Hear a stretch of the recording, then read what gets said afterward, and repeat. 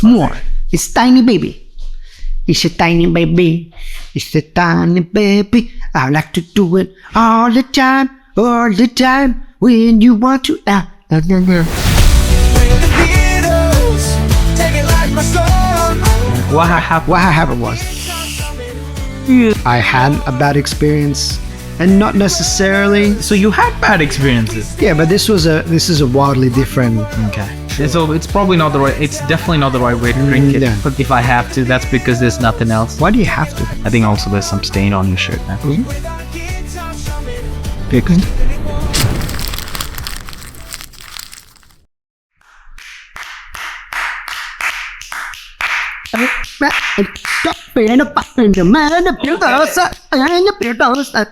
Season 3. Huh? Would you date in a dance scene? I made that mistake before. Not really mistake. You made the mistake, Yes. but you're still dating because your current partner. No, is that not meant to be a thing? Is it Okay, not known? yeah. Is it not known? No. Is it not known? She's very low key. Like not like Thor low key, but like Okay. Don't look at you. Fuck. let me do that again. It's not Thor looking. She's kind of low key. She's kind of looking. What'd you do? Would I date in the dance? Yeah, scene? it's a simple question. I have. Yeah, you have. Look, it's inevitable in a weird way. If you think about it, Okay. nightclub, right? Yes. Everybody's. That's the whole premise of a nightclub: is you're meeting people, you're rubbing up against people, and you're perreo all the time, and you meet someone, you take them home, blah blah blah. Right? Not that it was a very good. Sounds like somebody who was not ugly. Yeah. I mean, you. I think ugly is a strong word, but you know, there's someone for everybody. There's ugly people that will. Okay. Right. But like, I was dog shit in the club scene. Like horrible. Like I couldn't pick up at all. Okay. I was terrible at it. I didn't know how to do it. I didn't know how to approach women because they're super standoffish. Super standoffish. I think can I be honest? Like, I think as an ex-ugly guy. Yeah, you don't see. When were you ugly? I was always, I mean, okay, I had a period, I think when I was, till like 5, 6, I was cute as fuck. Because I only knew it because I could get away with a lot of things. But then ever since I started, puberty hit, Yeah. I was transforming and I was also chubby. Right. I was not chubby in a cute way, and I think I was a bit more. I had the confidence of a skinny guy, but it almost became arrogance when you're not good looking. You know what I mean? It's like you're overcompensating. Yes, it came off like that, Yeah. even though like I was just straight confident.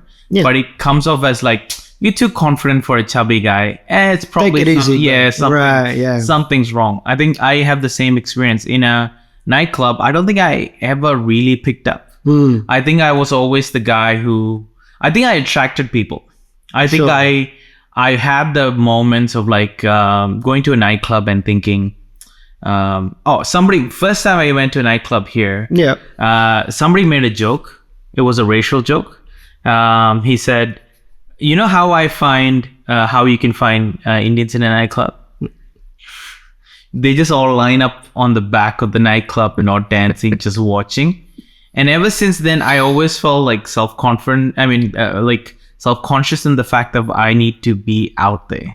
Like I can't be standing next to the wall and being creepy just because they don't find me attractive. Yeah. So I always dance. So I think I had those moments of when I wanted to pick up and when I was trying to be Mr. Cool, it never worked. I mean, it worked-ish, but it would be like, oh, that's cute, but who's your friend? I always felt like that. Right. So the only time I attracted them was when I just went, okay, I'm just going to dance. Yep. And I would dance in a nightclub, and then all of a sudden, there's people were just surrounding me and dancing with me and near me. But yeah, I think that was a confidence killer in a weird way, but also a confidence booster at the same time, because I could dance and attract people towards me. Yep. Just because of I'm being me, and I could I also felt like that's the only place I could really dance without being judged. Or I'm already prejudged, so who gives a shit? Right. So it was a bit more free. I think I was the same. I was very much the same. Like, I loved hip hop back in the day. Yeah. And I just, have you seen Community? Yes. Do you remember Yeah. And when the Troy and Abed are doing crumping, Yeah. it's not crumping, it's dog shit. It was me. Yeah. The dude comes in, says, do you crump? He goes, that's not crumping. I used to fucking do that shit. Yeah. And like watched all those dance movies, those hip hop ones back in the day, that in 2000 something, where it was really popular. So I used to practice, and that was at work, because I used to work a night shift. And I'd go in the offices and I'd practice my crumping, right? Oh. I thought you would be in the office going, shouting out, low. Yeah. That was the song. It's like, I need to learn how to squat just because I need to come up after. Do I just stand there while she goes, or do I go with her? I don't know what happens. Yeah, man. To the window. Which side is the window? To the wall. Yeah. This wall. Oh, over there. For sure, I was the same. Like, I would just dance. I wouldn't try anything. I would just dance, because I was like, I'm not going to pick up anybody. I might as well be interesting and dance. But even then, I would get looks from dudes who thought I was like dancing too close to their woman. Yeah. Right. And this is a BS story, right? Yeah. Where I was just dancing, didn't even see the girl. Mm-hmm. And this dude, like, he shadowed me the whole night. Like, I couldn't see him in my peripheral. He was behind me, just like staunching. And I'm like naive as shit. I'm like, you want to battle, bro? Like, I was like, you want to battle? You want to dance battle, bro? Dance battle, man. And like, it was funny because it was like one of my mates was like, I think he's just upset that you danced next to his woman or something. And I'm like, which woman? It's like, I think it was that one. Like, I didn't even know she was there. I was just dancing, man. So like, I had to like exit that whole scene. Anyway, this was a big roundabout way of saying, would I date in the dance scene? Right. I think it does bring it around, because in a weird way, what you learned is like, dance is threatening in a weird way. Like, the guy felt threatened because we could dance. We could dance, yeah. So imagine a group of women coming to a place where guys can dance. Right. It would be a recipe. And for some of those people. Yeah, and also the mindset's a bit different too. I think there are people who come to the dance scene to date. Yeah. Right? Yeah, a lot of them. And I think it's on both ends. I feel like the women who come to the dance scene to dance and possibly date are the ones who don't sit at home going like, my life is great, but I would like to have a man, but I'm not going to do anything about it. I'm just going to sit at home and drink a bottle of wine. Yes. And hope a man just knocks on my door. Right. But there are girls who are proactive. Yeah. And go to somewhere like a dance place where they can interact and they don't look needy or like, you know what I mean? Like desperate, but they have the opportunity to meet a bunch of men who can move. Yeah. You know, or are learning together. So there's not like a push to find someone. Like it's like a social situation. Maybe there's somebody there. And look, even for a guy's point of view, it's like a bunch of women dancing, and like from the outside, like watching bachata, kizomba, it's all like, you know, what guys like going to be like, do I go watch football with a bunch of dudes in shorts, or do I go dance with the pretty ladies? I think there's a lot of dudes that will go and watch football. I still don't get it. I still don't get it. Like, I rather go. We're not sports dudes. That's the thing. If we were sports dudes, it's a different story. I like to say I'm the sports dude who goes sports.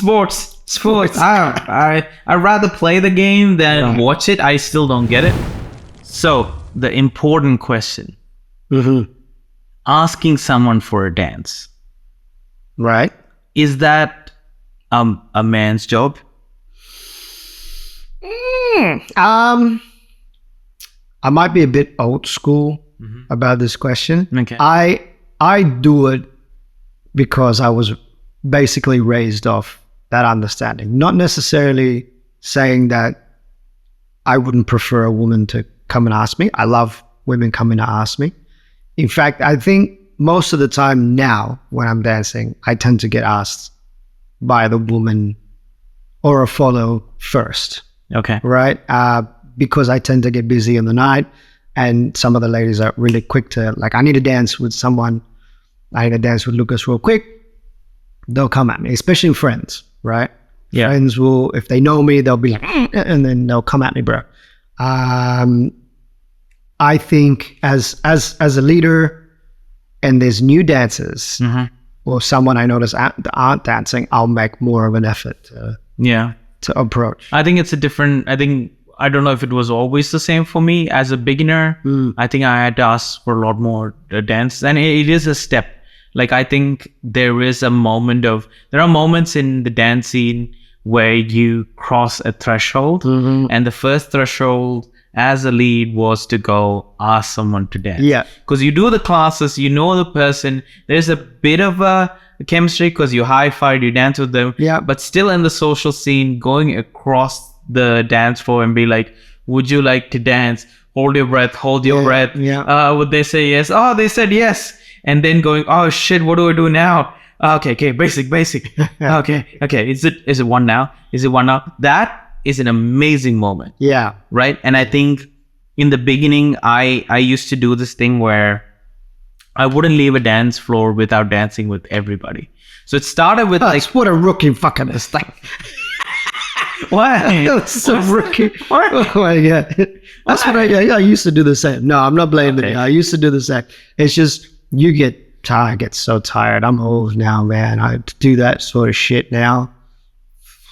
No, I think I still, okay, to be fair, I started with like, okay, be in a social, ask for one. Do not leave the social without asking for one. Okay. And that became 2. That became, let's do 5. And that became, you know what? I'm going to ask everyone, so I'm good with everyone. And it was a little bit of a people-pleasing thing. Sure. But also it was a way to go, yes, I definitely now know how to do a basic and a turn. Yes. There's like, I can do this with everyone and I can create connection. I can do all of that. Yep. That was my way of getting to it. But now, thankfully, I've gotten to a place where I would dance, and before the dance over, somebody's like tapping on my shoulder. Yeah. And like, even if I walk across to find someone, somebody would grab me in the way. And like, when that started happening, I used to do this thing where I used to be like, okay, this person, okay, so you're on the list number 2. Yeah. 4. I would have a list ready so that nobody feels offended, nobody feels left out because they asked. But now it's getting to the point of like, there are people who get offended by it, but also people who just kind of forget about it. Who's getting offended by what? I'm like, I thought you said you were going to dance with me. All right. Rather than that. And I think I've now let go of that because there is plenty of leads. Yeah. In fact, like now, when I go back, but there's no you. There's a difference. Hey, there's a difference. I think maybe that's the thing. I think that's why if the reason I'm getting asked more is I think I give a certain kind of dance. Yeah. And there are people who go for like, oh, that guy, I feel like getting dipped. I want to go with that guy. I feel like getting spun a million times. I'll go with that guy. Yeah. I want a more like sensual kind of, you know what I mean? So I think I have a brand of dancing socially that they look for. I think that's why my books are full when I go. And they know they can feel secure with you as well. Like if you're gonna be dancing with them, you're not gonna. They're guaranteed you're not gonna be throwing them around or hurting them as well. If you're getting more dancers, that's true. I think I also, if anything, going back, I think not paying back, what do you call it? Like paying my dues. Yeah. I think I do go back now and look for beginners because there were teachers who came and picked me and I was so nervous to ask teachers to dance because I would be like, I'll get there later. Yeah. And I know there are people now that I teach, they go, he's a teacher, I don't want to dance with him. Yeah. So now I take my time and I go, okay, that's a beginner. Would you like to dance? And I become very respectful and like do basics and show how much fun. So I would push more on the fun than techniques. But I can see they're like nervous about the fact that, okay, he's checking my turns, and even with that nervousness, they would like accidentally hit me or punch me, and then they the amount of times I get clocked in the nose. Yeah, look at the schnauzer. I mean, look at the size of it. You could like, you know, I'm worried like back in 9/11 they almost missed the nose and hit the towels. Like I was surprised they missed the nose. You know what I mean? It's one of those things. Yeah, it's one of those things. The air whip. Yeah, I mean, whenever you turn, I can tell. Oh, there's a wind that way. Oh, that must be good. But yeah, I think that asking somebody for dance has kind of been selective for me now. But I think it's the same thing. It's like paying for the dinner. I don't think I want you to expect it from me. I don't want you to sit. I don't like followers who just sit there and be like, oh, you need to ask me to dance. Oh. That's a big thing. This happened a lot where there was a period earlier, maybe about 10 years ago, where followers just expected you to ask them constantly. And there were some followers that's actually literally left the dance scene because they weren't getting offered enough. Like they had that mentality where they have to ask me, and they've left the dance scene completely because it's like not enough men are asking me to dance. I'm like, nah, you can't expect that. You know what I mean? If you're expecting someone to do the thing for you, you're not going to get it. That's just like in anything in life. Yeah. Just don't expect it. I think, look, as a guy, it is a good step to kind of practice that. Yeah. To go ask somebody for a dance. I think that was also a thing that's always happened where I never asked. Like in things in life, I think I was just doing things enough so that people will ask me, and I think I still do that. Yeah. And I think it's still a people-pleasing thing for me to kind of like, if I do enough good things, people will ask me for things. Right. I think there was that, but it's a good way as a man to go ask someone, go past that fear. But I think this is the only place where women can do the same without it being a bad thing. And I also, you will feel the empathy, where you will feel like, you know what, this is not an easy thing. It's not easy to walk across the dance floor and then ask someone to dance, because you might get rejected. Yeah. Right? Don't get me wrong. As a guy, I know how it feels to be rejected. Right? Yeah. And no is not the only thing she can say. Yeah. You know what I mean? It could be so much worse. You know what's worse is that when they say no, but they've immediately dance with somebody else. Yeah, I've seen that, and it has happened before, but I think now it's different. Now they would say no to somebody else because I'm available. Just saying. It's changed a little bit. But I've got some friends who I've got some female friends who they have to stay consistent. They feel like they need to stay consistent. If they've said no to someone, not based on the fact that they didn't feel like dancing, or they, like, some people need a break, so they'll say no, right? Which is just thing you should do. You should say no when you need a freaking break. Especially us as leaders who dance a lot with followers, need a break. But I have some female dancers or followers who specifically say no, and they have to keep it up. They gotta go, I gotta at least take 2 on the chin. Even if there's someone just I really wanted to dance with, but this one person I said no to because I preference not to dance with that person, I have to say no. Like, and they do that to me. Sometimes that's the thing. I'll come up to them and I'm like, hey, did you want to dance? I'm sorry, I said no to that guy. I really want to dance with you, but let's just come back. Yeah. I think it's a great social experience and an experiment, because it's one thing to say no and keep your no. And it's another thing to take the no. I know, guys, it's like the same thing as, like, you know, you're not in nightclubs and be like, you ask a girl out and she says no, and you're like, what are you, gay? Blah, blah, blah. You know, that kind of stuff. It's same thing like that. Why are you gay? Why are you gay? You are gay. You are gay. You know, it's like, it's like that. It's I think some follows and even leads know that sometimes when you say no, it's not necessarily accepted well. Yeah. So I think, look, in the earlier times, I used to exaggerate. If I'm tired and I said no, I remember like doing where I would say no and they would still watch me to see if I dance with anyone. Yeah, right. So I would like limp I would do Oh a my fake God. limp out and like massage my legs and make a big deal out of it. Because it was like at that point I was such an like a people pleasing. Like you know Yeah. what? I need to. Not only did I say no, I want them to know. Yeah. And I know I could see them watch me walk across, and I was like, okay, I should show more pain. Ow. Ow, ouch, everybody. It's ouchie time. Ow, boo, boo, boo. Yeah, boo My boo boo, here. boo. I'm sweating. You know? Normally, I would just say, I need a break. Like, that's my only no I'll take. I Yeah. won't take a no to dance with someone that I don't Yeah. preference to dance with. I will dance with anyone. I don't care who it is. Yeah. But like, it's hard to explain. I know that there are some followers who will fling themselves, especially, like, I'm sorry to say, but in bachata, and sometimes in salsa, but specifically in bachata, I tend to find a lot of women will fling themselves, so that it will hurt me, right? And I have to like have a different technique in my brain to hold it, but I still won't say no to them. Yeah. The only thing I would do is if I legitimately need a break, I would just say I need like a break. I just need a break. That's it. I think dancing is tiring in general. I think like throwing someone off, like somebody just like throwing their weight against you or away from you, whether it's salsa, it's a lot of push pull.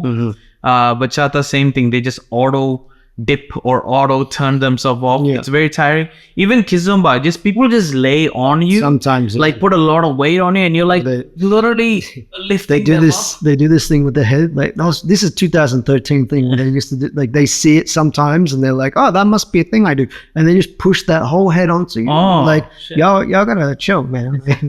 Like we don't do that no more. It's like do that get off me. Yeah. Get off me. Yeah. So I think it's okay to take a break, and that's fine. And I think Listen to your body. Just make sure you're just gonna be like.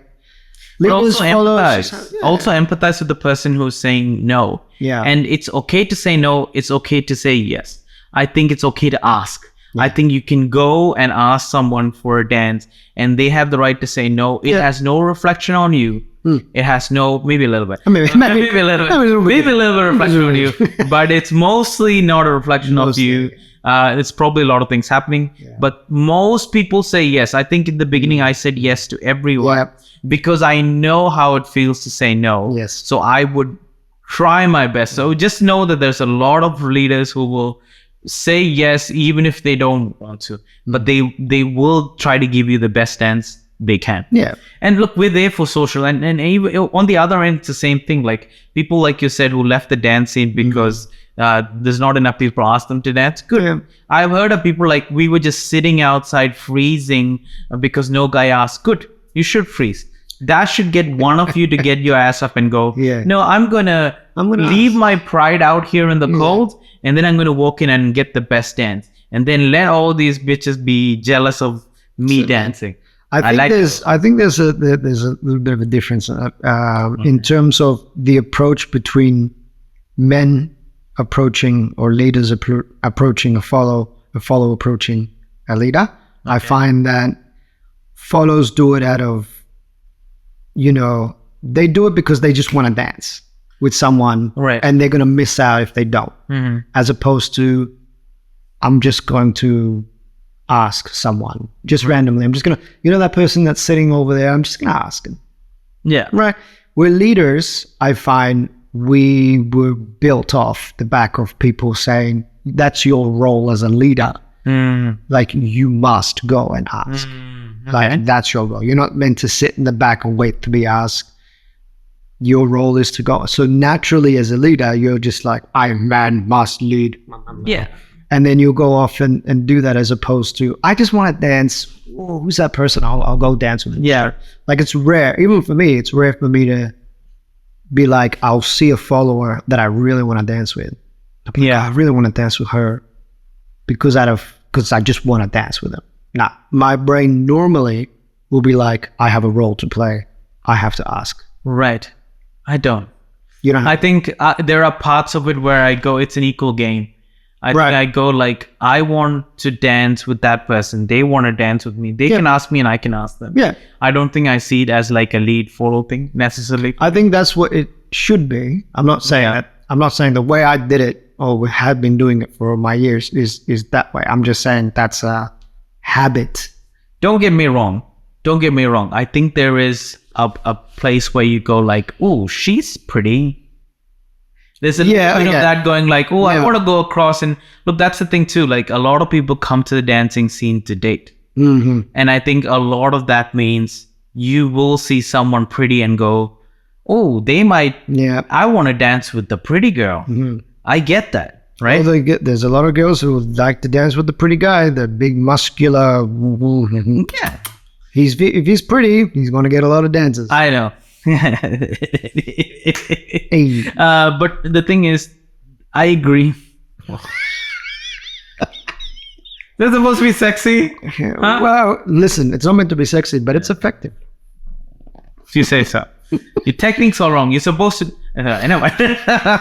Okay. Well, that's another subject for another day. Mm-hmm. Technique. But yeah, people come to the dance scene to date. I mean, we can't ignore it. There's a lot of people who come in just both guys and girls come there to date. Yep. They want to find a suitor. And it does sometimes, let's be honest, it does sometimes translate, right? Like dance equals good in bed?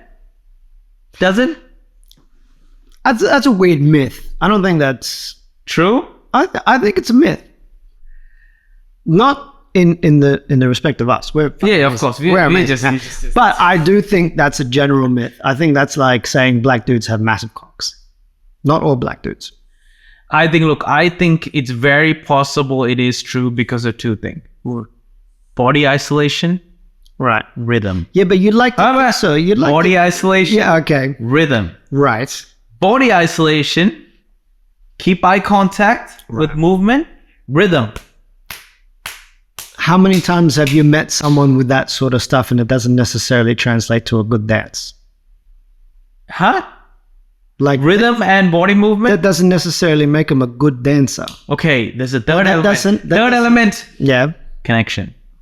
That's what I was trying to get at. Okay.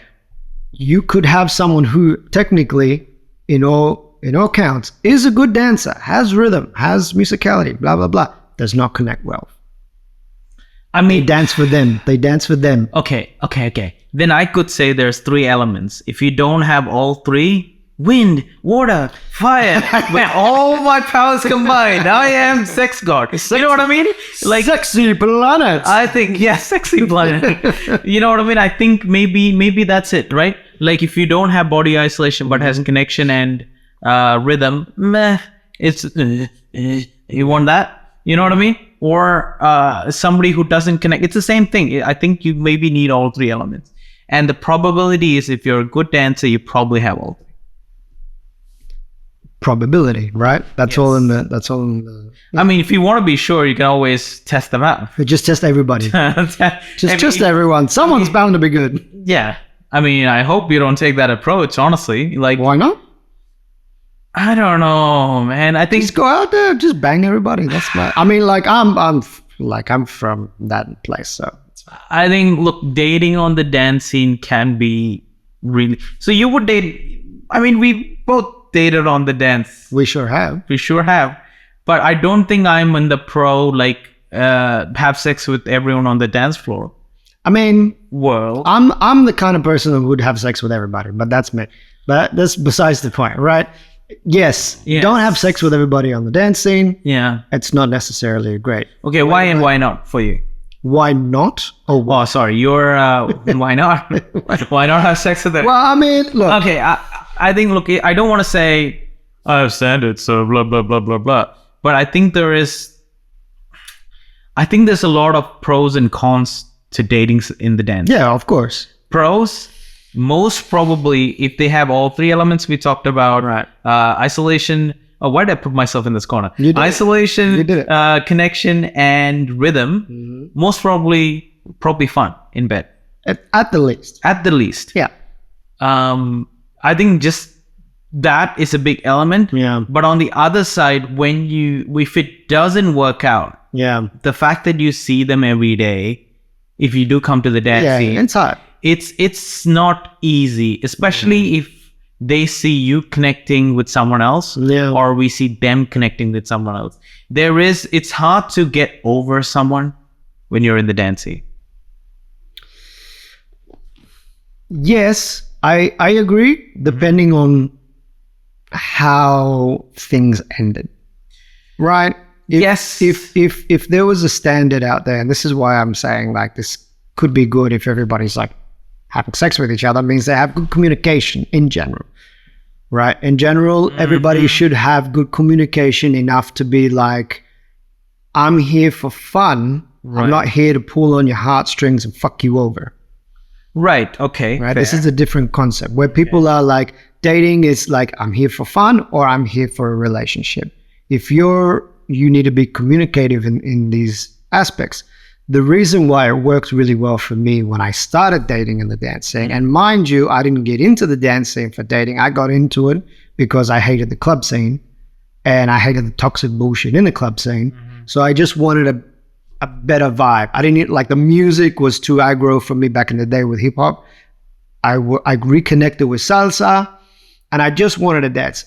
Ironically, it was me watching an old Cuban, the Buena Vista Social Club. We're talking 20 years from now, back in the day. And I used to see, maybe some of you know him, Eric Turro, Sonero. He lives here in Melbourne. When I saw him dancing with 3 women, I lost my damn mind. It was like a threesome on the dance floor. It was a threesome on the dance floor. He could maneuver 3 women and like, what the I need to know how to dance. I still didn't want to necessarily date because I thought it was shitting in your bed at the time. Yeah. Right? Like I was like, oh, I don't want to ruin stuff because I didn't know how to communicate. I didn't know how to talk and be able to say to a woman, listen, this is where I'm at in my life, blah, blah, right? I was young. So that's why I didn't want to date at the time. When I did, I figured out how to communicate. Right. And so talking to women and saying, this is where I'm at in my life. Right. So there's no expectations of me fucking you over. So all the people that I had dated, a lot of them are my friends. And I still see them on the dance floor. We still talk on the phone. Like it's rare. I think, look, there are different aspects to it. I think I agree. Like when I was in that stage of just like, I want to dance. I want to have friends. I want to have friends with benefits. I want to have a one night stand. Yes. All good. Yeah. All okay. All communicated well. Yeah. At least on my end. Yes. You know what I mean? But I think I've been in situations where those feelings have an opportunity to change. Of course. Yeah. Either party. Yeah. And I think when that happens, there needs to be even more communication where do you want to do more about it? Yes or no? Yeah. You pass it. No, that's not. You actually have a conversation and you actually see if you want to go there.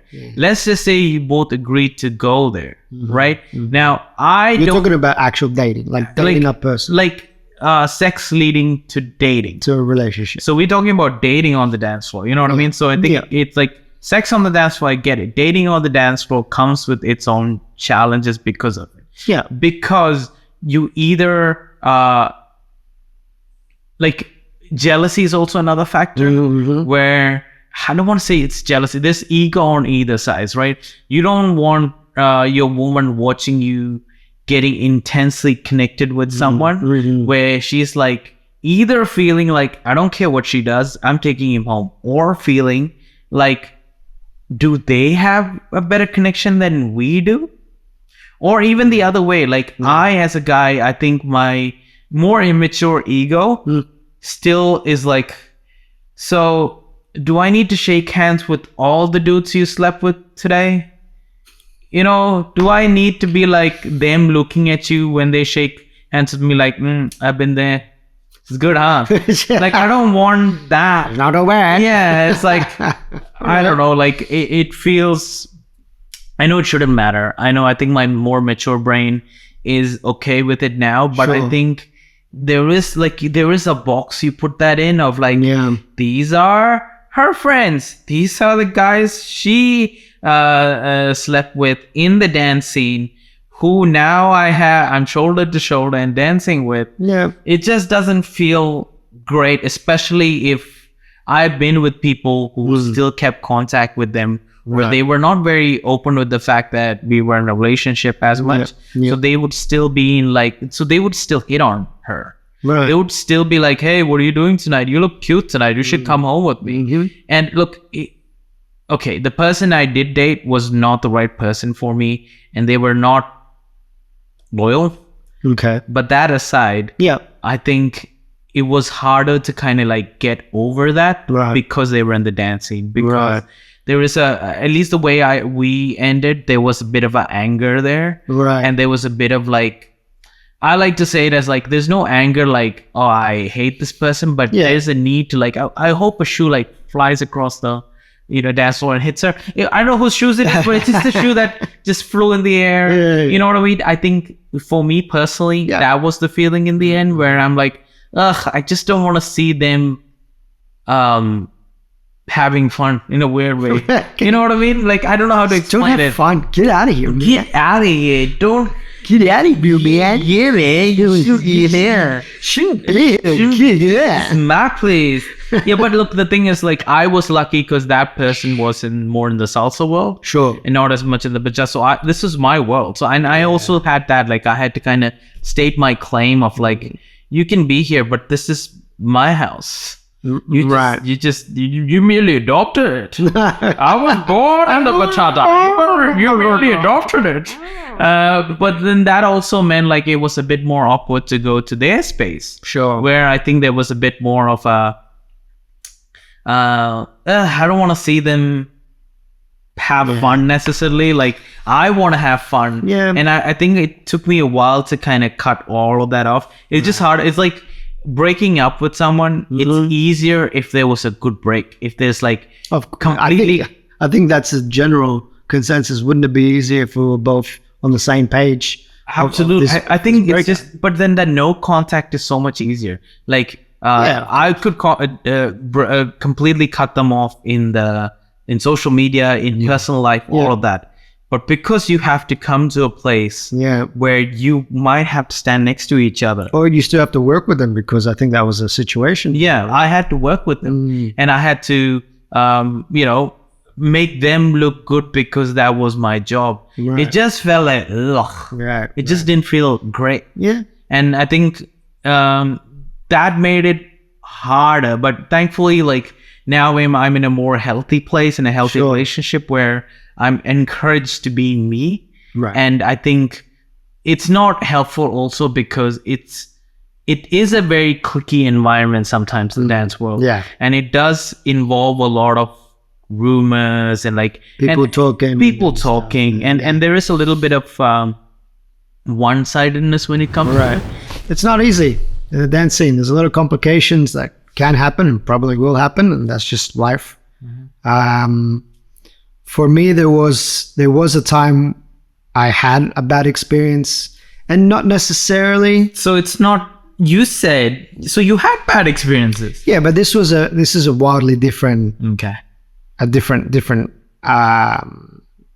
environmental, I guess, or it's hard for me to explain it.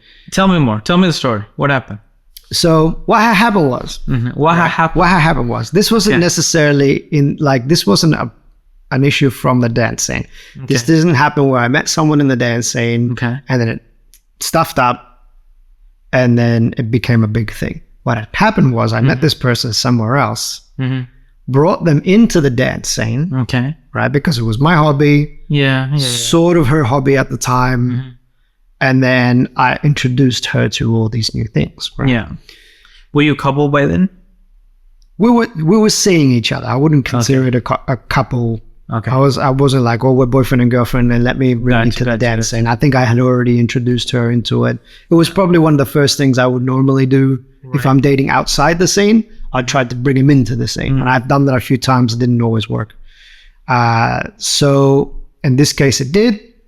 And then it turned out pretty ugly because it was just one of those horrendous, like, telenovela type of drama. Yeah, there was. She was intense, and she was one of those people that if you were dancing with anybody else, she'd crack the absolute shits. So you were only allowed to dance with you? She Not in the same sense. Like you could, but then like it could be like you have to dance with me first kind of thing. Or gotcha. you can only dance with me like that connection sort of stuff. That's Right. I'm not down for that. Or you're not allowed to talk to these people that you were in a previous relationship Okay. as well. So that was So there's a like lot of massive. rules. There was a lot of rules. Yeah. There was all these things. And because she was hot, and at the time I was like still just dating floofily. Yeah. Right. Let's just say. I was like, I like that. Floofily. I was Floofily, like, okay. I'm like, sexy. And so but it was one of those things that didn't just affect, I guess, not necessarily the dance scene, but people in the dance scene, friendships I've had that completely broke up, friendships that person had with other people that completely fell through. Like it was just I brought this into a dance scene. Right. Did you feel like responsible for it in that sense? Maybe in talking about it now, Yeah. almost feels in that way because it even affected my now wife. Right. Because I brought in, not necessarily brought in Kimmy. We met in dancing, so that was cool. But I brought her into a space where this person was still occupying that space and just created heaps of drama. This person like just affected a lot of like even family. Right. Stuff. Wow. Like, so off the dance floor, on the dance floor, everywhere. so I brought this into the dance floor, buggered up a whole lot of things up in there, and not necessarily to the point where I feel like it's affected dancing. I think nobody in the dancing really remembers that kind of stuff. Right. But people in the dancing from that era would definitely remember this person. And yeah, it was a huge. I think what persist is the rumors and the things that go behind the scenes of it. And look, as much as it would eventually all go away, it doesn't really matter. I think that's what keeps it alive. I remember when I first started, I remember going to like one of my first socials and I was friends with one of the girls and I was hanging out with her and she was talking shit about a guy to a bunch of these girls. And I was like, why are you so persistent on like talking shit about this guy? Turns out I later found out she used to date one of that guy that did, and he was a teacher at that point, I think. She was talking shit about this teacher, like, oh, he's horrible, he's got this, he's got STDs, all this kind of random shit. And I'm like, how do you know and why do you care so much? Turns out they dated.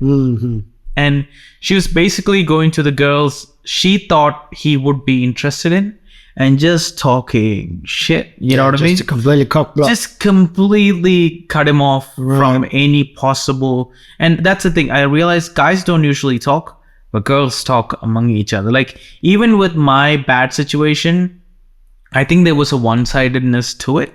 I think there was, when it didn't go well, I think people went to her and asked what happened, or either that or she was telling people what happened. And I think she could say whatever she wants. And I think people just assumed that was true. None of them approached me. None of them talked to me about it. And that created the, a clique of itself. Yeah. It's like, anti-Nick's campaign, and it felt weird because even I was starting to feel like what did I do? Yeah, and also it was almost like my friends had to pick sides in a weird way. And look, one of the best things that happened was one of my friends, because she would have events and stuff, and I would see my friends go to those events, and I'm like, why are you supporting this horrible person? You know what I mean? Who did this to me? Like I was in a very much like a hurt place too. Sure. But then I think somebody stopped me and like explained to me, like, the fact is the relationship you had with that person versus what they have with that person is completely different. It's not a judgment on me or them. It's just something that they chose to do. And look, and the only thing that really persists still is a sort of like a clique that just talks about it and just remembers it in the most negative way without talking to me about it. I didn't even know what she was saying until recently. And even that, I'm like, why didn't you just talk to me? I could have cleared things up. You know what I mean? And cliques in that way is kind of weird. It's not really helpful. No. Yeah, I think cliques in general shouldn't necessarily have to be I understand the nature of cliques, and it's inevitable to have that happen. There's pros and cons between having such a thing happen, and obviously a con is bad shit can be spread around, or just the isolation of other people. I think that's the biggest thing with cliques. Is the biggest con is other people outside of that clique completely isolated and feel like I don't want to be around you kind of thing. I think, okay, there is a part where I was completely unaware. I think I am not very, I don't understand these things a lot. So I am kind of like, oh, what? You don't like me? Why? Okay, I guess. And then I just keep moving on. But it's coming from a more like settled place. Sure. So it doesn't, I mostly don't recognize it. So it's okay for me. But I can hear other people talk about dance cliques in general where, oh, this person now doesn't want to dance with me because something happened in the past. Thankfully, that hasn't happened to me yet where like somebody's refusing to dance with me.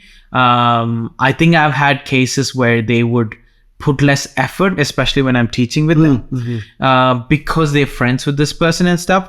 But I didn't notice it till after, because in my head, I was like, wow, they're doing shit. It makes me look better. So I think I was a bit selfish in that way, in a way. But I think when people don't ask other people to dance, and then when they form these cliques, especially in the social, that's when it gets very I was going to say cliquey, like isolating, you know what I mean, where like certain schools, their teachers would only dance with certain amount of people or that kind of stuff. I think it's not helpful in a social kind of way. I think my solution has always been to go to other schools, go to other socials, and just try to dance with everybody.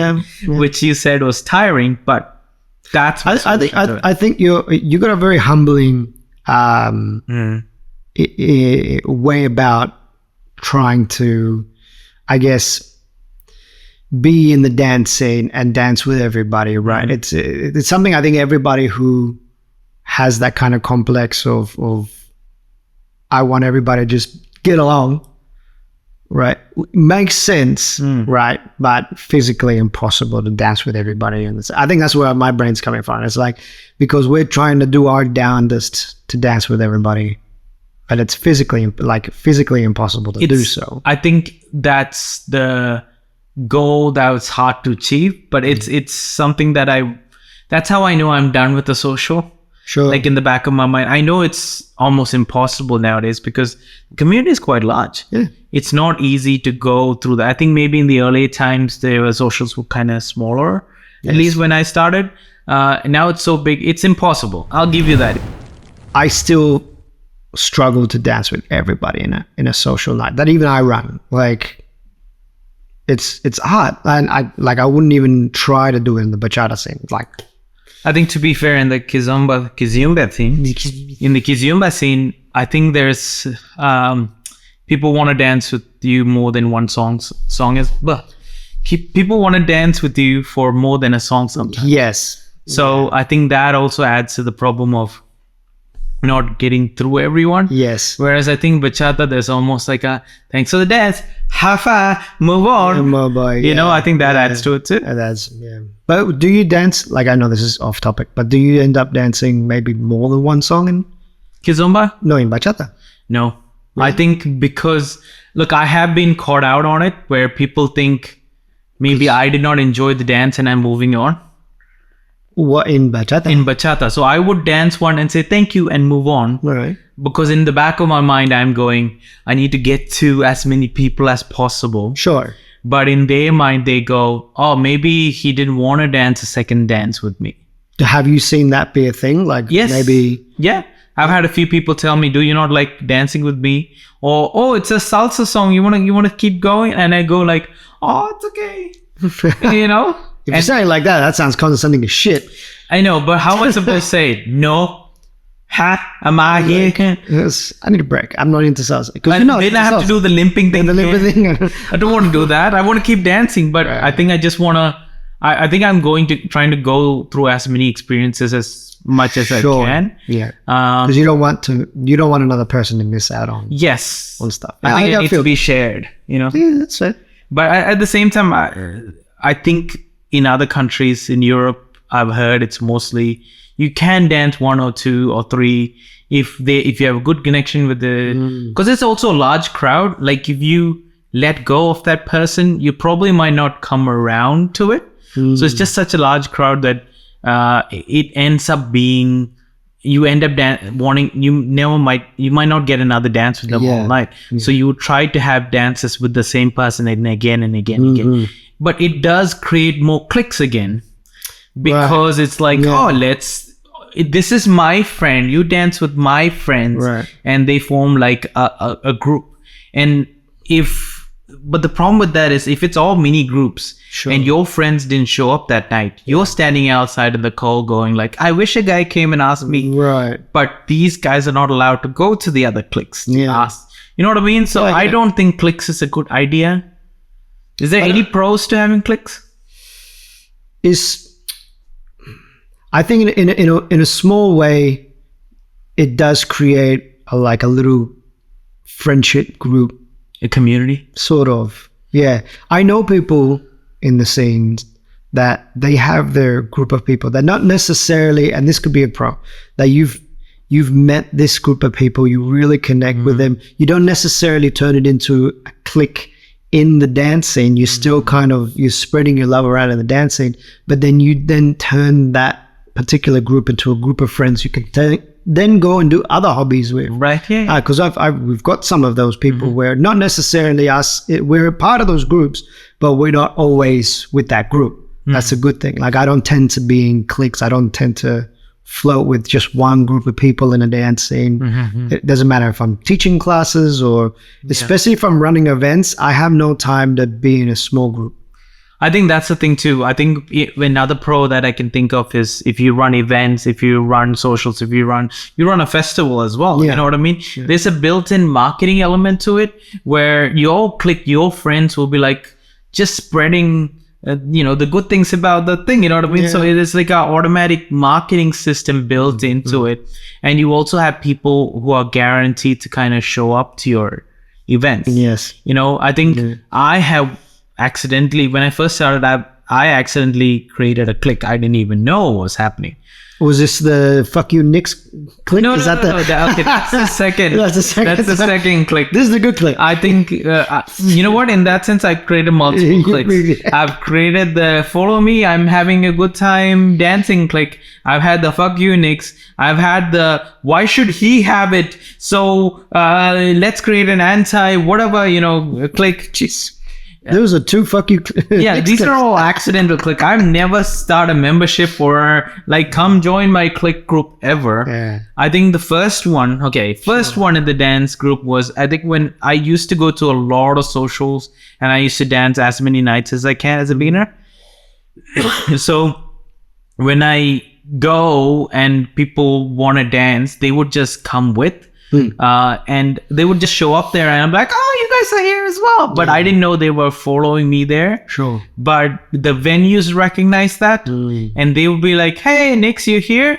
Well, don't worry about the classes. We'll cover you. And I was like, oh, cool. Okay. Thanks, man. And then one of the schools just gave me a t-shirt and I was like, I guess I'm in this school now. Yeah. And it was that, and I didn't know that I was bringing people into the community or keeping them in. I wasn't purposely doing it, and I didn't even know I was doing it until I was getting the perks of it. I was getting free classes, I was getting a lot of things, and I was like, oh. And I still don't know to the day who were the people who they think were following me. I think it just happened in my eyes. It just.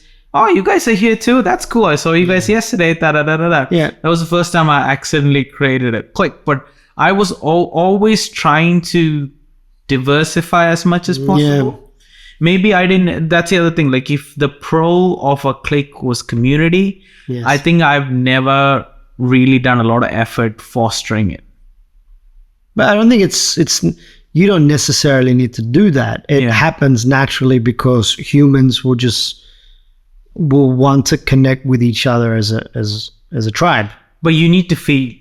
You don't need to feed shit because that's what you just said. That you unintentionally made these groups. You didn't have to feed them. Right. They went because you gave them good vibes. That's what they want. They want the good vibes. Yeah. So knowing that you're going to be there, knowing that these group of people are going to be there, if done correctly, if a click is done correctly, can create a really good vibe. But isn't maintenance a thing? Like any friendship, right? You still need to feed. You still need to go, hey, should we go for a movie? You know, I think... But why are you putting that on yourself as I'm the one that has... Because I'm a people pleaser, bro. Yeah, that's right. I figured it out. But like, if it's a group, that all the group have to pitch in.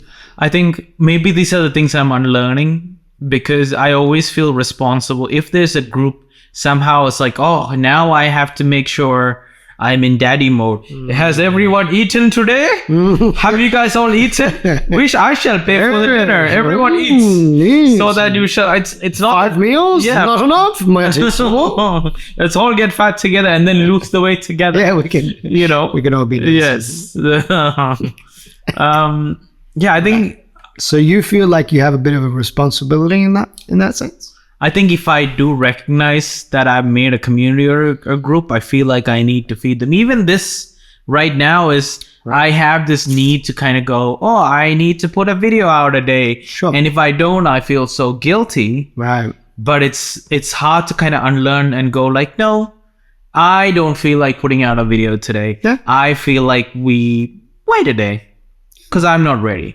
I think this itself is an exercise for me to kind of... This is all therapy, guys. This is all therapy for all of us. We've unpacked so much today.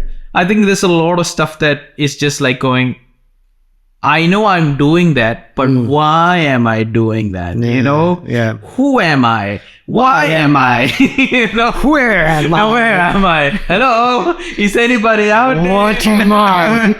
Yeah. So I, you know what? It's... And I think this is going to be a topic for another day because we can really talk about, what's it called? Imposter syndrome.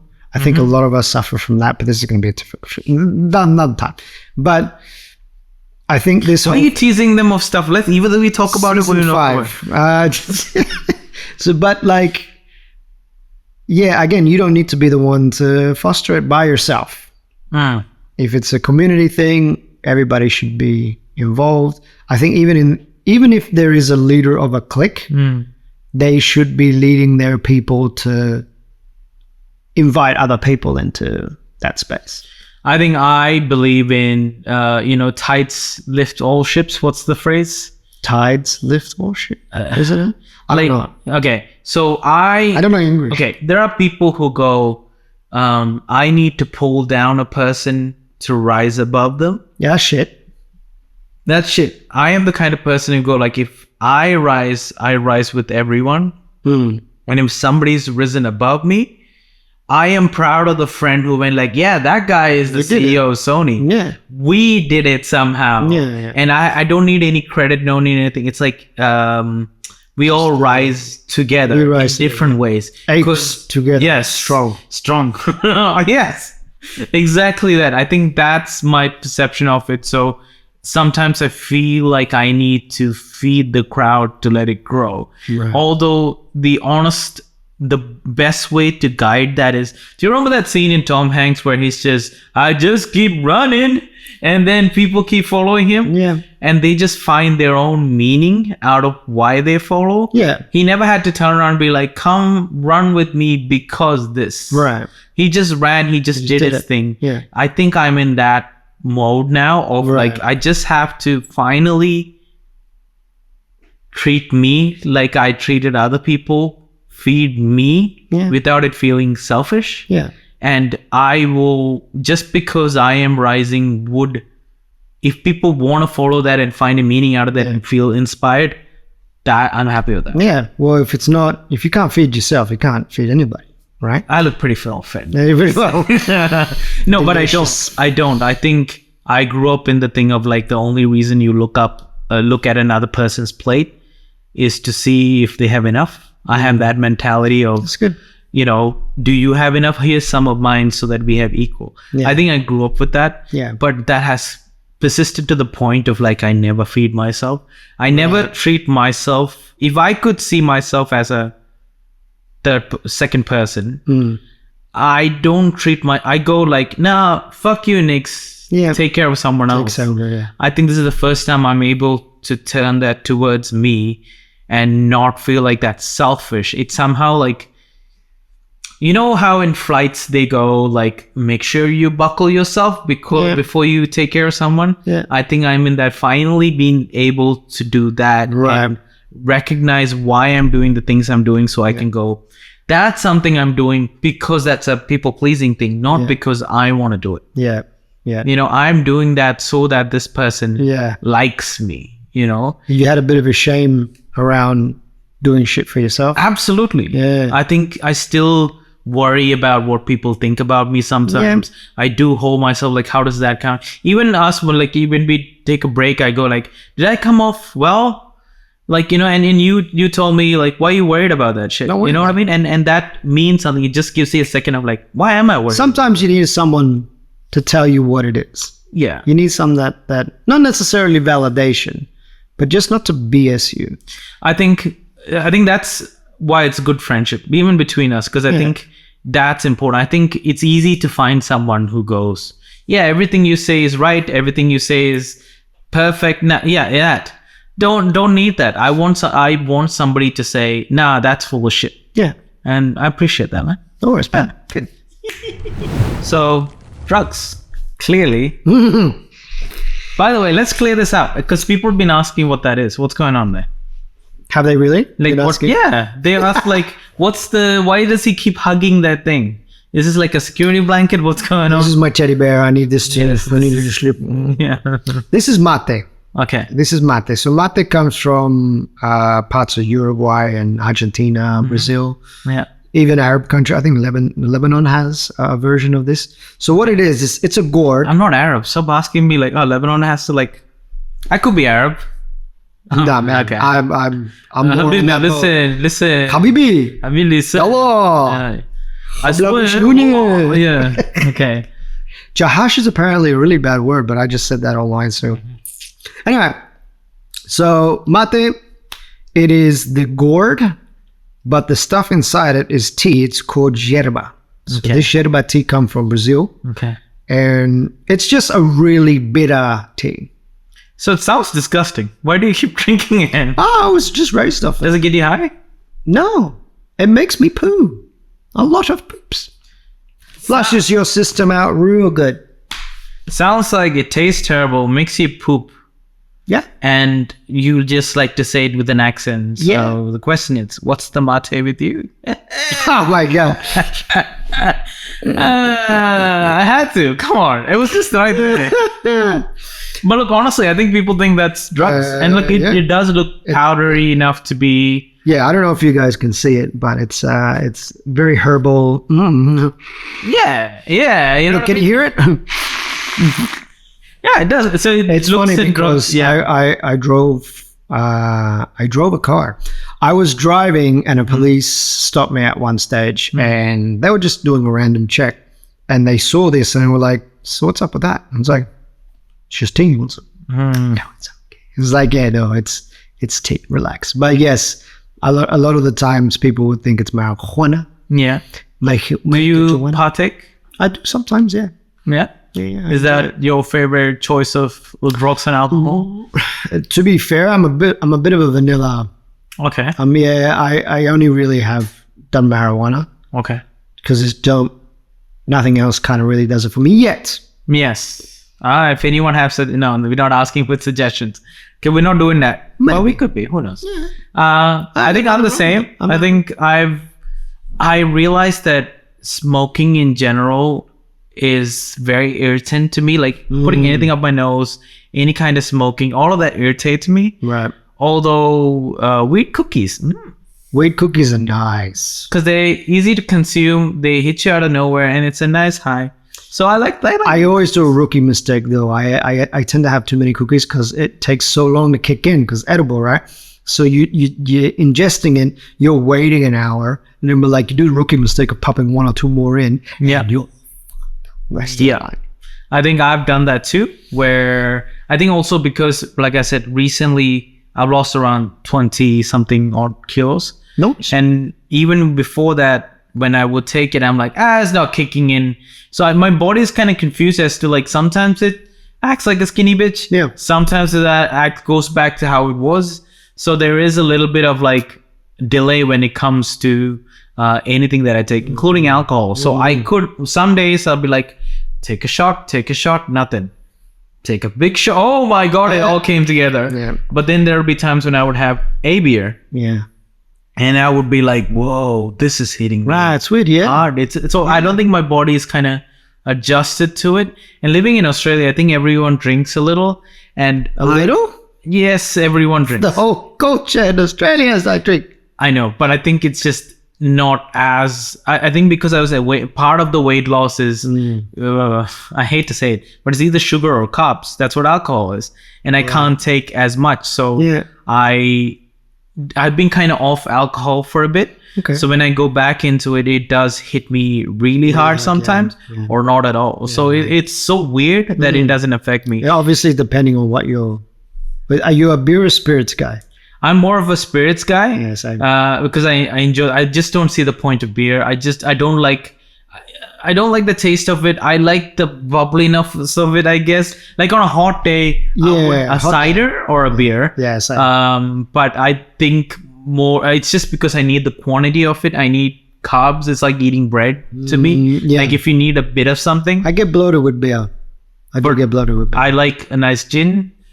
Gin's nice. I'm a rum guy myself. Yeah, okay. I was a tequila guy for a little while, and I don't know why I did this, but back in my day, I was very into like the Cuban culture. I still am, but I was so heavy in Cuban culture. If you can find any of these photos back in the day of Lucas with long hair, the goatee. I had hair. I wasn't born like this. I thought you were born this. I was just born like this. Wheelbush boy. Yeah. But I had the white. I had white pants, I was all doing this. All cute. Had the cigar, but for whatever reason, I had tequila as a starter, as a sipping drink. You don't do tequila as a sipping drink. That's fucking weird.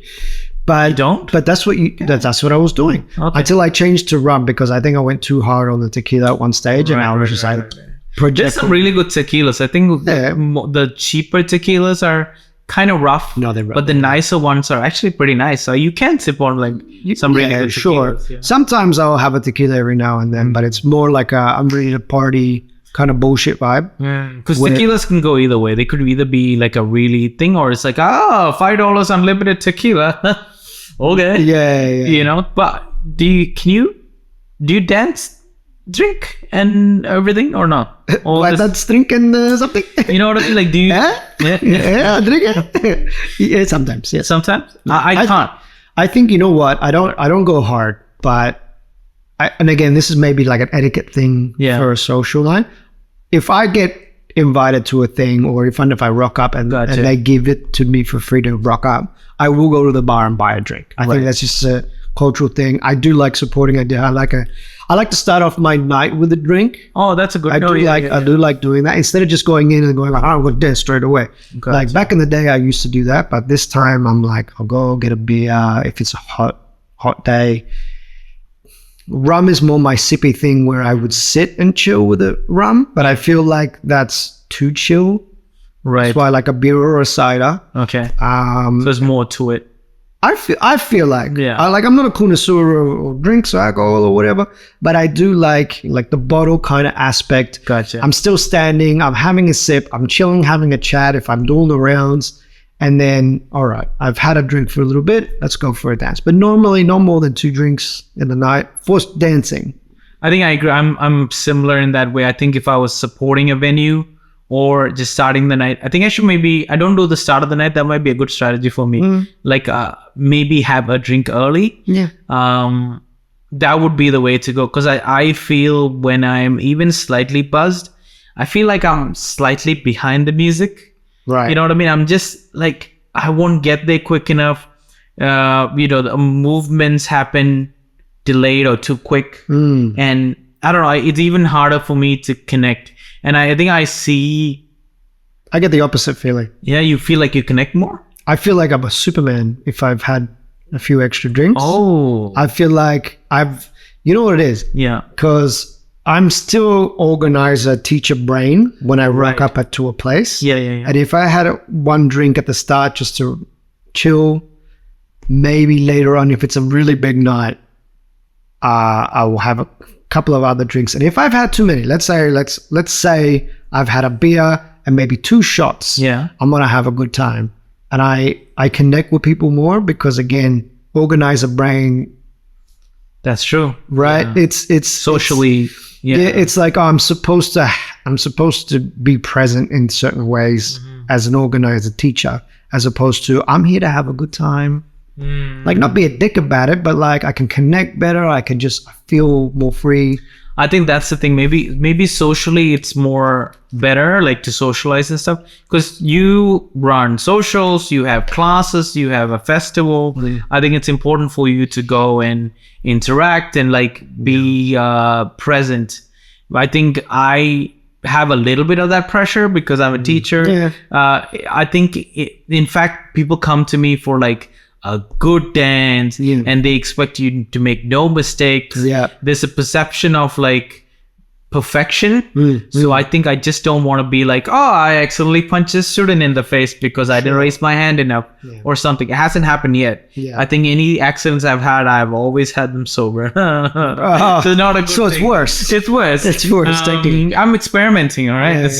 So you haven't been like absolutely plastered in a dance. I think I'm worried. I think I'm too worried to do that. I think I've done that off the dance floor in the sense of it would be the end of the night or I think while I'm dancing, I'm just terrified when I'm drunk when somebody asks me to dance. Sure. So I'd rather do a basic and then close hole kind of stuff than go, give us a good dance. Here's a high energy song. No!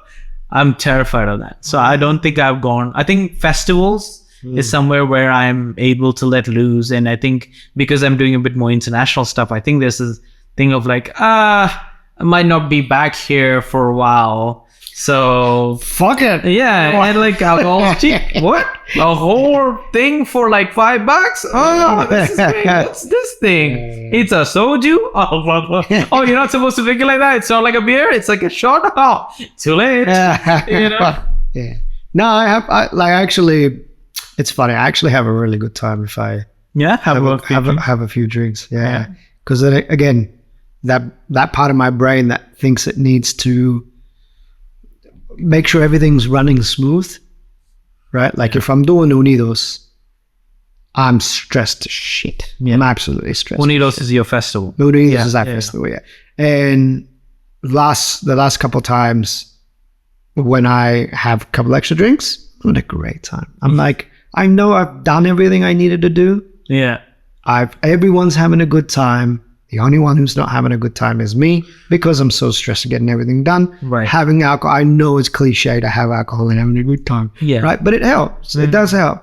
Like I wouldn't necessarily, like I haven't tried weed on the dance floor. I know people who have. I've danced with people who's been on weed and they're having a great fucking time. But they're, like, again, it's chill. It's more of a chill vibe. I also believe there are personalities, drunk personalities and weed personalities. I know happy drunks. I know people who get mad. I know people who get horny. So I think it depends on your person. I think we're both happy-go-lucky when we're very happy drunks. Happy drunks. But I know people who get like extra touch. And that goes for both men and women. Just so you know. Yes. It's not saying like, oh, men are always. No. There are guys who just dig in. There are women who... I think I've been more sexually harassed by drunk women than ever. And they get to get away with it because I'm not going to say... women. Yes. No, because they're women. They get to get away with it. Because I've been like swiped, grabbed. I've been like, come here, sexy. I've been like, all of that has happened to me, and I think I'm sure it happened the other way too. There are sleazy. I've seen men. Look, I think the funniest thing to see is in festivals or something where both people are super drunk, they're super horny, but they're so tired, so they just kind of lean on each other. Somebody's puking on someone. That works a lot with Kizomba. There's a lot. Oh yeah. You could just be like that. Yeah, I think there's plenty of people who start their night in salsa, then get to bachata, And then they finish off in Kizomba. Yeah. I think I appreciate that. I think like in the last day of the festivals, usually everyone's super tired. The good DJs just play chill bachata, chill. And I'll be honest, like there is a point when euphoria hits. Do you know what that is? Explain to me. Oh, okay. Because you already know. Euphoria is a sense of like, it's kind of like peaceful uplifting, right? You're kind of like floaty. Yes. And that sense of like bubbly feeling comes in at a point when you're like the right amount of buzz. You're not drunk, but you're the right amount of thing, and everything just fits in. And I'll be honest, like sometimes I had the best dances with people. I've connected with amazing people because we're both in that mode. We just moving in. It's not big moves. It's not. Are you necessarily drunk or somebody else is drunk or high in that stance? I think we were both equally high enough where we were not drunk to the point of like, oh, am I moving or is the room spinning or am I spinning? I'm not there. Yes. But I'm also not where I'm like sober. I couldn't drive. But I was, you know what I mean? I probably shouldn't be operating heavy machinery, which I usually do because I'm man. Because I'm driving neutral. Yeah, driving. I like to attack. Oh no, what's the second gear or first gear? Drive. Yeah, L is for losers. Oh, is that load? Yeah, so I won't get to there, but it's like a chill where you kind of are synchronous. So you kind of... That's a really nice sweet spot. Super nice sweet spot. So I got sometimes good, sometimes bad. I think there's a lot of sleazy activity that happens as well. Yeah. And I think that does create a bad perception of something like bachata. Yeah. But I think sometimes it's invited. It's only bad when it's uninvited. Oh, yeah. I think so. Yeah, definitely. So have you danced with someone who was just way off base? They're just too much. I think I have, and I think I've persisted through it. I think I know there are people like either they're beginners or they're new, and they just get sloshed. Yeah, and then they look sober, leaning on a bar. But when you start dancing with them, they're like, oh, shit. And now the song started and I don't want them again. People pleaser. Yeah. I don't want them to feel bad. So I go, don't barf. Okay, no turns for you. Slow this way. Walking, remember walking left. No. And right, left, right. There you go. Oh. It's not super often. Yeah, it's pretty rare these days. Or in any case, I think it's always been pretty rare in my time to... Do you think? Yeah. I think I always feel there's always one. I think people have bad days. Sure. And people come in and they want to relax, but they sometimes go, oh, I want to relax. And there's an alcohol deal. I'm not driving. I'll get sober by the end of the night. Yeah. I get that. I mean, I guess it happens often enough, but not like, I don't know, maybe big parties you'll definitely get.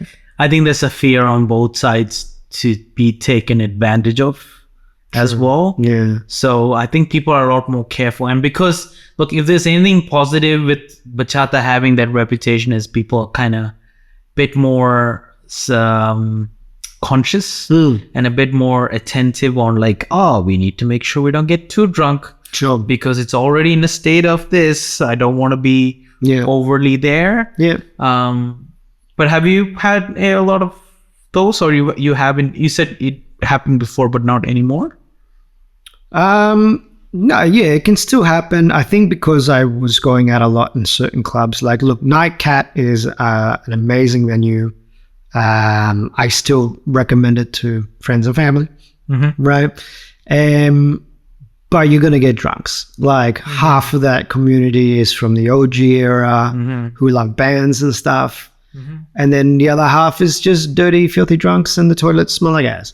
But it is a place that I think everybody who starts their dance journey kind of needs to I started there just to run it. Yeah, just to run. Like I don't go there often or at all much now these days because I just don't have the energy for that shit. But it can still happen. You can still dance with, like, even our normal regular nights. You might get some people who are a bit too. I think it depends on what is there. Like you mentioned Nightcat. I think it has a community where it's non-dancers. There's a lot of non-dancers. It's you know what I mean? And it is a good introduction. I think most people I know got introduced to dancing from their classes. Yeah. And it's good teachers, good, you know what I mean? Yeah. The class section is great. The social section, there are dances, there are people who are trying for the first time. Yeah. But then there is regular nightclub activity happening. Yeah. And with that comes a sense of entitlement on both sides too. Yeah. Of like, well, you were dancing with him a minute ago, like that. Come here, baby. Yeah. You know what I mean? Or I don't know. It's just I think that's a very unique, mix of dancers and non-dancers. It comes with the territory, I guess. I think so. I think, look, you just kind of run it, get past that stage, and then you can go to other nights that don't rely heavily on drinking or drugs and stuff like that. But there's nothing wrong with having a little bit as well. Like we mentioned, we can sometimes let go of our preconceived notions of what we're doing here. You know, I can actually have a good time if I just don't worry about it, right? You know, just don't no over excess. What is it? No limits. Know your limits. Yeah. Don't over exceed things just because whatever. Like, I do find it different with people who take drugs to alcohol. I mean, I guess that's really even rarer. I find. Do you find that to be even more rare? I think it depends. I think there are groups where they would all of a sudden everyone wants to go to the toilet together and they come back all excited and ready to go. Yeah. I haven't necessarily took in that often because like I said, my nose is irritated. Yeah, you don't want to. So I don't want to be part of that. But at the same time, I don't know. I guess they're having a good time. Again, excess is bad. I think it's just we haven't had so far deaths. Yeah. Or have there been much fights? Yeah. Have you noticed much fighting going on? Or? No. That's the other thing. I think because most of the dancing community is weed based. Sure. I think weed doesn't really help with the fighting. It's just chill. You just chill, man. Yeah. It's I hate you, but I'll tell you tomorrow. You know, it's just right now we just chill. Yeah. You know, Kizomba's good for weed. I think that's a really weed dance. I think so. I think it's a very relaxed and self-aware dance, I guess you would say. Yeah. So I think I can see how. Look, I'll be honest. The first time I came to Kizomba social, I thought this was just drugged up hippies just chilling and finding an excuse to touch each other. Yeah. You know, that's what I thought the first time I came. That's exactly what it is. Yeah. I mean, you're not exactly the best representation of that too. Really, you know, that's what I thought. And look, I think maybe the first few dances I had, it was in like Brunswick, which was like the chill hipster area in Melbourne. So, you know, people all smelled a bit weedy and all of that. And like, you know, I have hair under my underarms, just deal with it, bro. Yeah. You know, it's that crowd. So I think that's is that a good description? I just was like looking at the I was like, whoa. Yeah, it's just like I brush my brush my pubes. Yes, up. Yeah, right. Yes. That's what I thought Kizomba was, right. But I think I can see how it could be either way. There's no ballroom. There's nobody in suits doing Kizomba. You know what I mean? Yeah. But I think I like that. Yeah. I like that it's chill. I think you can find a different level of connection in Kizomba. I think that weed and alcohol is not a deterrent when it comes to Kizomba. If you know your body and you know you can have a good time without affecting anybody else, like not starting shit or being retarded. I can't imagine Kizomba with somebody who takes a lot of uppers. You know, I can see salsa people. Yeah, let's go, bro. Woo. Woo! Let's go. Some of the OGs would be like that. Oh yeah, You can see it in their eyes. Ready and ready They're to ready to go. learn. Woo! Yeah, I think I'm more of a chill person. So I think I would rather go in the chill side. Yeah, for sure. I think you know what I hate though? Wine. Oh, I'm not a red wine fan. Like if my dancer and my follow, Yes. right? Because it specifically follows that tend to, or women tend to wine, red wine specifically. I get that red wine breath. I'm not about it. Yeah. I'm just like, hey, how are you? And it's like, oh, so good. And then they get that buzz because like women drunk, especially wine drunk, I'm not about. Woo, that's a pretty. Oh fuck, man! Yeah. Like I'm not about that. I think No. same. I think I'm not a wine drinker. I think I drink wine. I would do tequila, where I would just down it. Sure. It's definitely not the way to drink wine. I've drank really expensive good wine, and I've drank cask wine. What do you call it? Like the box wine. And I'm like, Coon wine. yeah, That's bad. Don't say. yeah, don't say that. Don't say that. It's like Australia gets away with a lot of stuff. Anyway, like the cheaper wine, and I'm not a wine guy at all. No. And I think I do drink it and go like, okay, I need to get drunk.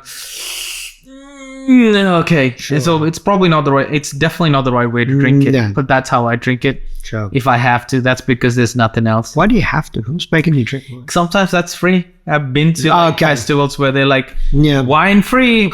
Okay. Okay. I'm not going to pay. What am I, a chump? Fair. That's fair. Give me. Hit me. That's the 1980. Wasn't it a thing that you can put Coke and red wine in a pack? I heard. I haven't tried it. I have a secret trick for wine, by the way. I don't believe you because you just told me. No. Not about that. If I was going to find any difference, wine that's aerated tastes better. And this is not going to sound classy for people who think wine's classy. It's got a nutty flavor. You know what you should do? What's up? Put it in blender. Blitz it. It aerates the shit out of wine. It looks unclassy as stuff, but try it. Put some in your glass, aerate it however you would normally aerate it. Put some in the blender, blitz the shit out of it, pour it in. Tell me if it doesn't taste better. That's really weird. Yeah. Oh, okay. Try it. I like the fancy bullshit one. What's it called? Decanter. No. They do it for winter. I think it's a European thing. It's red wine, and they call it something. It's warm. Mulled wine? Mulled wine. Oh, This wine I like. That I liked it. But they put a lot of bullshit in it. But I like the bullshit. It comes from my place. It's called spices. Spice. It's an Indian thing? No, it's not. But they just put they just put all the stuff to. I like It tastes. Yeah, I like it. I like mulled wine. I agree.